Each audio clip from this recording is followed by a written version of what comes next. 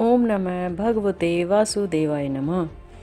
आज हम एकादशी व्रत कथा के क्रम को बढ़ाते हुए उत्पन्ना एकादशी के बारे में चर्चा करेंगे। यह एकादशी मार्गशीर्ष या मंगशिर माह के कृष्ण पक्ष की एकादशी है और इसी का नाम उत्पन्ना एकादशी है। एक समय श्री सूत जी महाराज, शौनक आदि 88,000 ऋषियों से बोले, हे महर्षियों, एक वर्ष के अंदर 12 महीने होते हैं और एक महीने में 2 एकादशी होती हैं।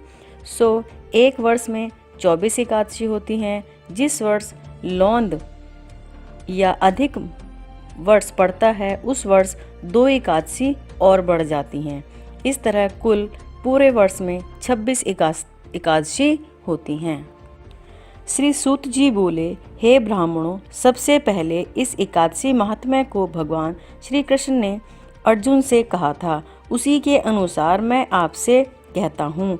अर्जुन ने कहा, हे जनार्दन, इस एकादशी व्रत का महात्म्य क्या है?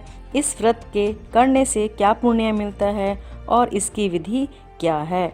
सो आप मुझसे कहिए।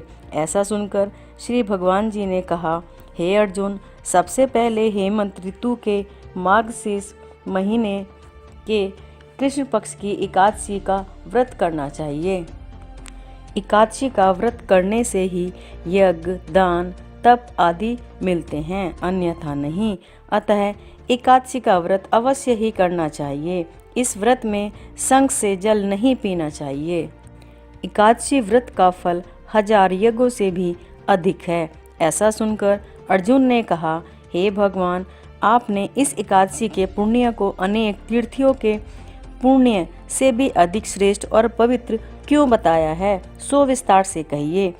भगवान बोले, हे अर्जुन, सतयुग में एक महाभयंकर मुर नाम का दैत्य था। उस मुर दैत्य से सभी देवता अत्यंत भयभीत रहते थे। दैत्य ने इंद्र आदि देवताओं को जीतकर उन्हें एक स्थान से गिरा दिया था। तब देवेंद्र ने महेंद्र से प्रार्थना की कि हे शिव शंकर, हम सब लोग इस समय मुर दैत्य के अत्याचारों से मृत्यु लोक में अपना जीवन व्यतीत कर रहे हैं। कृपा कर इस दुख से छूटने का उपाय बताइए। महादेव जी बोले, हे देवेंद्र, आप श्री विष्णु भगवान के पास जाइए। इंद्र तथा अन्य देवता क्षीर सागर में, जहाँ पर कि विष्णु भगवान शेष शैया पर शयन कर रहे थे, वहाँ गए और देवताओं सहित इंद्र ने उनकी इस प्रकार स्तुति की, हे देवताओं के देवता और देवताओं के भी देवताओं द्वारा स्तुति करने योग्य आपको बारंबार प्रणाम है। हे दैत्यों के संहारक, हे मधुसूदन, आप हमारी रक्षा करें। हे जगन्नाथ, समस्त देव दैत्यों से भयभीत होकर आपकी शरण में आए हैं। आप ही इस संसार के कारक और कर्ता हैं, सबके माता पिता हैं, जगत की उत्पत्ति हैं, पालन और संहार करता हैं तथा देवताओं की सहायता करने वाले हैं और शांति प्रदान करने वाले हैं। आकाश पाताल आप ही की हैं। तीनों लोकों को उत्पन्न करने वाले ब्रह्मा, सूर्य, चंद्र, अग्नि, हव्य, स्मरण, मंत्र, यजमान, यज्ञ, कर्म, कर्ता, भोक्ता आदि आप ही हैं। हे देव, शरण में आए हुए आप ही रक्षा करने वाले हैं। इस समय दैत्यों ने हमें स्वर्ग से निकाल दिया है, अब आप हमारी रक्षा कीजिए। देवताओं द्वारा करुण वाणी को सुनकर श्री विष्णु भगवान बोले, हे देवताओं, वह कौन सा दैत्य है जिसने देवताओं को जीत लिया है? वह कहाँ रहता है और उसमें कैसा बल है? यह सब मुझसे कहो। भगवान के ऐसे वचनों को सुनकर इंद्र बोले कि हे भगवान, प्राचीन समय में नाड़ी जंग नाम का एक दैत्य था। उस दैत्य का ही ब्रह्म वंश से उत्पत्ति हुई थी। उसी दैत्य के पुत्र का नाम मुर है। वह अपनी राजधानी चंद्रावती में, जिसने अपने बल से समस्त विश्व को जीतता है और देवताओं को देवलोक से निकालकर इंद्र, अग्नि, यम, वरुण, चंद्रमा, सूर्य बनकर पृथ्वी को तपाता है, मेघ बनकर जल की वर्षा करता है। अतः आप उस दैत्य को मारकर देवताओं की जीत कराइए। इंद्र के ऐसे वचन सुनकर श्री विष्णु भगवान बोले, हे देवताओं, मैं तुम्हारे शत्रुओं का शीघ्र ही संहार करूंगा। अब आप सब चंद्रावती नगरी को जाइए। इस प्रकार भगवान विष्णु देवताओं से कहकर उनके पीछे पीछे चंद्रावती नगरी को चल दिए। उस समय मुर अनेक दैत्यों के साथ युद्ध भूमि में गरज रहा था। युद्ध होने पर असंख्य दानव अनेकों अस्त्र शस्त्रों को धारण करके देवताओं से युद्ध करने लगे, परंतु देवता दानवों के आगे एक क्षण भी न ठहर सके। तब भगवान भी युद्ध भूमि में आ गए। भगवान विष्णु को देखा तो उन पर अस्त्र शस्त्रों का प्रहार करने लगे। भगवान भी चक्र और गदा से अनेक शस्त्रों को नष्ट करने लगे। इस युद्ध में अनेक दानव सदैव के लिए सो गए, परंतु दैत्यों का राजा मुर भगवान के साथ निश्चल भाव से युद्ध करता रहा। भगवान विष्णु मुर को मारने के लिए जिन जिन शस्त्रों का प्रयोग करते थे, वे सब उसके तेज से नष्ट होकर उस पर पुष्पों के समान गिरने लगे। वह आपस में मल्ल युद्ध करने लगे, परंतु उस दैत्य को न जीत सके। अंत में विष्णु भगवान शांत होकर विश्राम करने की इच्छा से बद्री का आश्रम गए। उस समय 48 कोस लंबी एक द्वार वाली हेमनती नाम की गुफा में शयन करने के लिए भगवान घुसे। हे अर्जुन, अतः मैंने उस गुफा में शयन किया। वह दैत्य भी वहां आया, मुझको शयन करता देख मारने को तैयार हुआ। उसी समय मेरी देह से एक सुंदर कन्या दिव्य अस्त्र धारण करके उत्पन्न हुई और दैत्य के सामने आकर युद्ध करने लगी। वह दैत्य इस कन्या से लगातार युद्ध करता रहा। कुछ समय बीतने पर कन्या को क्रोध आया और उस दैत्य के अस्त्र शस्त्रों को टुकड़े टुकड़े कर दिए और रथ तोड़ दिया।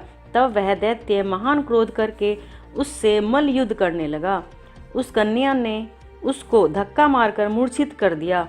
जब वह दैत्य मूर्छा से जगा तो वह कन्या ने उसका सिर काटकर यमपुर पहुंचा दिया। अन्य सब दानव भी ऐसा देखकर पाताल लोक को चले गए। जब भगवान विष्णु की निद्रा टूटी तो उस दैत्य को मरा देखकर अत्यंत आश्चर्य करने लगे और विचारने लगे, इस दैत्य को किसने मारा। तब वह कन्या भगवान से हाथ जोड़कर बोली, हे भगवान, यह दैत्य आपको मारने को तैयार था, तब मैंने आपके शरीर से उत्पन्न होकर इसका वध किया है। इस पर भगवान बोले, हे कन्या, तूने इसको मारा है, अतः मैं तेरे ऊपर प्रसन्न हूँ। तूने तीनों लोकों के देवताओं को सुखी किया है, इसलिए तू अपनी इच्छा के अनुसार वरदान मांग सकती है। कन्या बोली, हे भगवान, मुझे यह वरदान दीजिए कि जो मेरा व्रत करे उसके समस्त पाप नष्ट हो जाएं और अंत में स्वर्ग को जाए। मेरे व्रत का आधा फल रात्रि को मिले और उससे आधा फल एक समय भोजन करने वाले को मिले। जो मनुष्य भक्ति पूर्वक मेरे व्रत को करे वह निश्चय ही आपके लोक को प्राप्त करे। कृपया मुझे ऐसा वरदान दीजिए। जो मनुष्य मेरे दिन तथा रात्रि को एक बार भोजन करे वह धन धान्य से भरपूर रहे।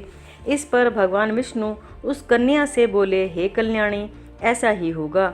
मेरे और तेरे भक्त एक ही होंगे और अंत में संसार प्रसिद्धि को प्राप्त करके मेरे लोक को प्राप्त करेंगे। हे कन्या, एकादशी को पैदा होने के कारण तेरा नाम एकादशी हुआ। जो मनुष्य इस दिन व्रत करेंगे उनके समस्त पाप नष्ट हो जाएंगे और अंत में मुक्ति को प्राप्त करेंगे। तू मेरे लिए अब तीज, आठे, नौवीं और 14 से भी अधिक प्रिय है। तेरे व्रत का फल सब तीर्थों के फल से महान होगा, यह मेरा कथन सत्य है। ऐसा कहकर भगवान उसी स्थान पर अंतर्ध्यान हो गए। एकादशी भी भगवान के उत्तम वचनों को सुनकर अत्यंत प्रसन्न हुई। हे अर्जुन, सब तीर्थों, दानों, व्रतों के फल से एकादशी का व्रत सर्वश्रेष्ठ है। मैं एकादशी व्रत करने वाले मनुष्यों को, शत्रुओं को, विघ्नों को नष्ट कर देता हूँ और उन्हें मोक्ष दिलाता हूँ। अर्जुन, यह मैंने तुमसे एकादशी की उत्पत्ति के बारे में व्रत लाया है। एकादशी पापों को नष्ट करने वाली और सिद्धि को देने वाली है। उत्तम मनुष्यों को दोनों पक्षों की एकादशी का समान समझना चाहिए।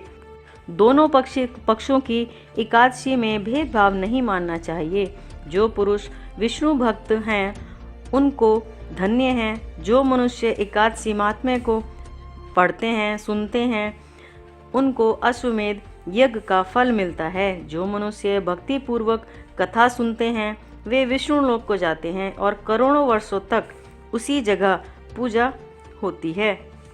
जो एकादशी महात्म्य के चौथाई भाग को भी सुनते हैं उनके ब्रह्म हत्या आदि महान पाप भी नष्ट हो जाते हैं। विष्णु धर्म के समान संसार में कोई दूसरा धर्म नहीं है और एकादशी व्रत के बराबर इस संसार में कोई दूसरा व्रत नहीं है। ओम नमः भगवते वासुदेवाय नमः।